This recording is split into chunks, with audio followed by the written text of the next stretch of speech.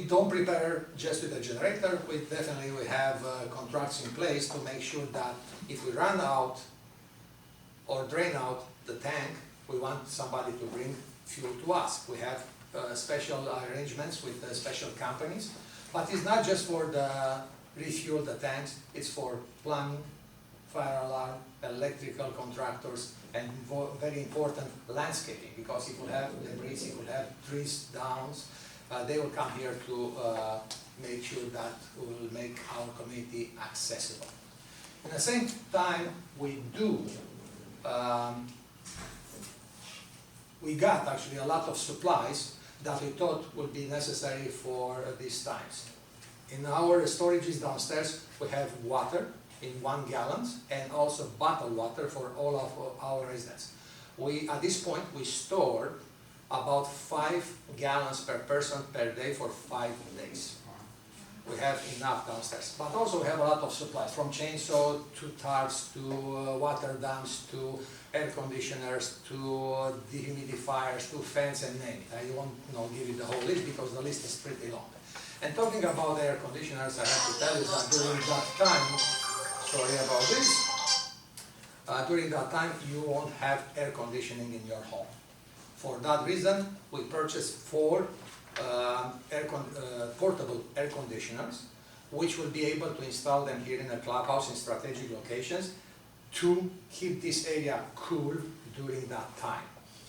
We will run some extension cords, we will have the exhaust by the doors, and we will try to maintain good temperature in the clubhouse. Also, we suggest to you that drop the shades if you have curtains during that time, because the buildings are very well built and they will maintain the temperature pretty good. The highest temperature that I'm noticing through the building automation system right now, even if the air conditioning doesn't work, didn't go over 78 degrees. But that was without shades, without any protection around the windows. That means, it's very helpful to have that happening during that time. Let's see. Anything on the roof type? Okay. The other thing very important, thank you, it's elevators. Only the residential elevator will be powered up during that time, not the service elevator.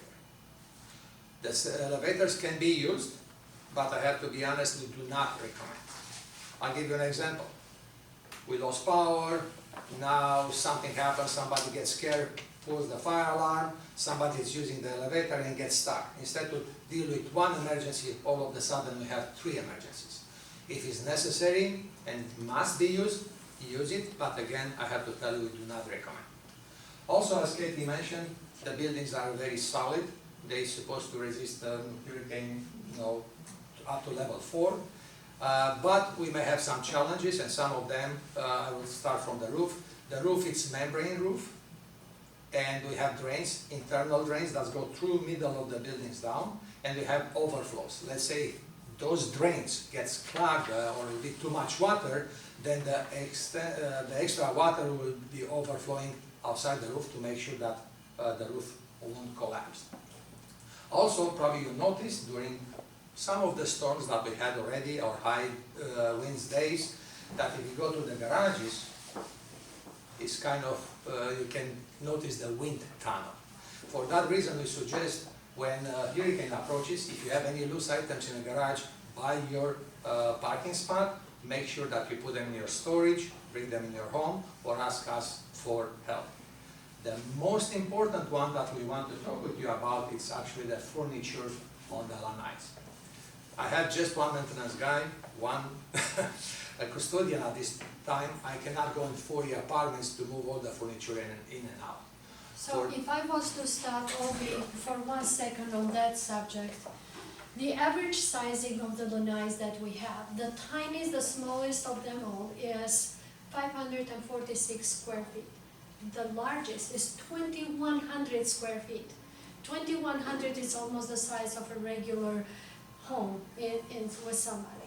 And I have to say that they look beautiful, even ours. Look at all what we have behind you in there. I count at least probably 6 tables, all the chairs, all the comfortable cushioned, furniture. Imagine at 2,100 square feet, bringing all that furniture inside. And let's suppose that we can be the miracle people that we think we are, and we try to help with your help and try to bring everything inside. The biggest issue is that where you also have a lot of furniture inside. And imagine what Ovi said yesterday was the weather conditions can go in and out during the month several times. Imagine getting this furniture in and out several times. You can damage your furniture that you have inside, you can damage the lanai furniture, and you can damage the flooring and everything else that is surrounding those. So, on that note, you know our heart. By now, there is no question for us to tell you more about the loyalty of this team. We'll do anything, right? We will come and help you with whatever we can. But at the same token, this is quite an issue that we feel it is one of our biggest challenges in here. So plan accordingly. Yes, John? Those who have hurricane shutters, We'll go to that. what, are you gonna talk about Yes. how they're rated? Yes. So, before we go there, plan accordingly. We also have moving companies. We have met with them. Ray the Mover has committed to us a very small price for a window that we think is sufficient to move lanai furniture inside. So we need to be creative on how we do that, but we want you to think about it. So when you have hurricane shutters, the ones that were put in place by Lakeside, as much as we all can write a book about the Lakeside products, I'm sure you can all sympathize with that. At the end of the day, that product is a very good product. It is very heavy, it's metal, it's aluminum shutters. They are, I think I personally believe they go up to a level 4, category 4 hurricane. And they will provide a lot of good protection. Still, I was told, again, non-Floridian, first time during this time for me, I have been told that even with hurricane shutters, the humidity level is so high and the pressure that even that can hurt certain things that you may have in the lanai. So you need to think of that. If you do not have the shutters, or if you have a cheaper version of the shutters, then you need to even plan better than that, because at that point, you will have an issue with your lanai things that you have. Saying that, at some point we all take our risk, right? Most insurance companies will come back and reimburse you. It is a pain to go through all of that. But if all fails and there is nothing that can be done, they are so heavy, then that would be the last resort of a mediation for that issue. Because I will tell you, one of the residents said, Katie, there is no way on earth you or 15 of you combined can move this heavy cabinetry with a very heavy marble top from the lanai inside. And we simply cannot. At that point, we won't be able to. So, but as I said, we are open-hearted. We tell you that we will do anything we can to help as much as we can, but we want you to also think about this and plan accordingly and utilize perhaps even outside resources. And the right timing of that is also very critical. So we talked about the generators. One thing that is important to know, we have a very young group and everybody is healthy and doing well. But just on that event where any one of our residents will need either assisted living or skilled care, those are protected and they have air conditioner and full power. It is regulated in the state of Florida, so, but I want you all to know that that is provided there for all our residents if they need that. So the second step that we talked after the CMP, it was what do we do and as a staff, as a team here, how do we prepare and how do we get the orders? So we operate under Moorings Park Institute, right? We have Dan Lavender is our CEO, President and CEO, and we have Ross Dakeman that is the Vice President of Operations. At some point in the very end, I believe there is an org structure in there. But the executive directors of all the 3 communities, me being the executive director for this community, we will take our orders from our CEO.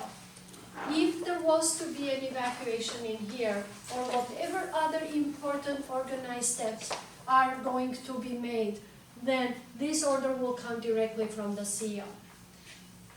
In times of emergencies, this team has a great communication way of how they perform things. So almost every day, and sometimes even multiple times per day, the leadership team will get together and they will create all the mapping of the decisions. So to speak, this will be the command center for all the 3 communities. There are certain things that are left at the discretion, obviously, of the executive directors, but especially that order of evacuation, that is a CEO order. It's not up to Katie to say, okay, let's all hop in a bus and we are going to Orlando. Would be Dave Lavender that will make that decision. So when we talk about that, the evacuation, it is the last thing that we ever want to do. And why is that? It is disruptive, it is dangerous, it is expensive, and it takes a lot of logistics to come together to pull it successfully.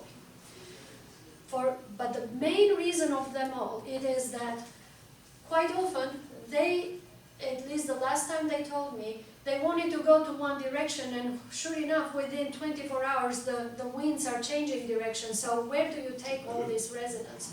And we don't want to be at the mercy of the weather like this and expose our residents. We have amazing buildings. Unless there is a Category 5 and the governor sends the issue that all our communities will need to be evacuated, and unless we get this order from CEO, the plan is for us to shelter here. So how can that shelter be? How does it look like? It can be a shelter in your own residence. Let's say, Katie, I just want to be inside my unit, I don't want to see anybody, I have enough water, food, I have everything I need, see you when this is all done. And that's okay. We are here to respect whatever option you choose to do. The other option for the resident is to fly a private jet and go, I don't know, somewhere there is no hurricane. That is an option too. And I would assume all the residents that are away for the summer, I don't think that we'll expect to see them back probably until middle of October or end of October. So they have chosen to be away from here. And some people decide to do that the last moment, say, okay, I got my private jet flying right this